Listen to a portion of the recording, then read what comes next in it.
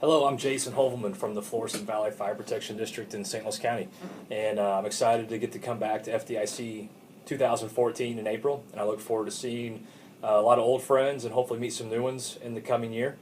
I've been lucky enough to have been chosen to present Reading the Building, a guide to critical decision making on the fire ground, and really the premise of this class, it goes back to my early days as a junior firefighter and taking some college classes, mostly with an emphasis on building construction. And most of us were brought up in the fire service learning from the likes of Francis Brannigan and Vincent Dunn, who put out fantastic books and information on a regular basis. And the mantra as I was coming through the fire service in the late 80s and early 90s and even into the mid 90s obviously was the building is your enemy. And then an emphasis came around on doing the 360 and spending some time on your size up.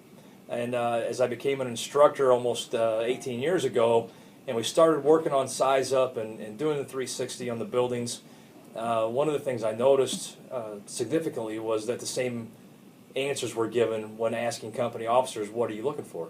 Obviously, we're looking for smoke, we're looking for fire, we're looking for obvious hazards and victims in areas of egress like windows and doors. But there's more to, especially in today's modern fire environment, there's more to the 360 and the size up. Not all of it, in some of it you may not air over the radio at all, but it's things, little clues or triggers that might give you a bit of a head start mentally before you actually enter the structure. Some things we talk about are the geometry of the building, knowing that and understanding that if you've got a horizontal or vertical rectangular building, somewhere in the middle of that building very likely is going to be a hallway. And that hallway gives you clues to where egress points are, where bedrooms are located. It also gives you some direction when you go in the front door. Looking at windows, large picture windows, typically provide us some discretion as to what type of room is behind that area, what type of rooms are behind similar size windows right next to each other. Where partition walls are between bedrooms can help guide us during vent, enter, isolate, search, where the door is much quicker, knowing that a lot of them swing into those partition walls.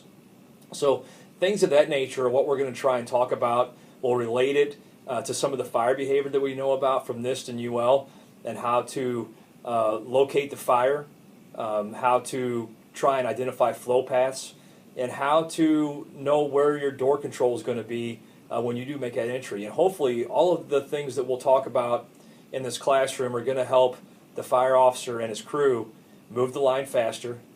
They're going to be able to identify tenable areas and where most likely areas that are most likely to have victims, so you can search faster and retrieve victims much faster.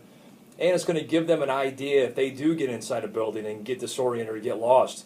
We'll talk about things like if you feel a windowsill low to the floor, what type of room that might be. We'll talk about floor covering transitions. We'll talk about the cabinets and what type of room, things to look for not only on the outside, but based on where you started, where you made your entry on, you can hopefully find your way out and help your crew get some egress. So my video is pretty simple and it's to the point.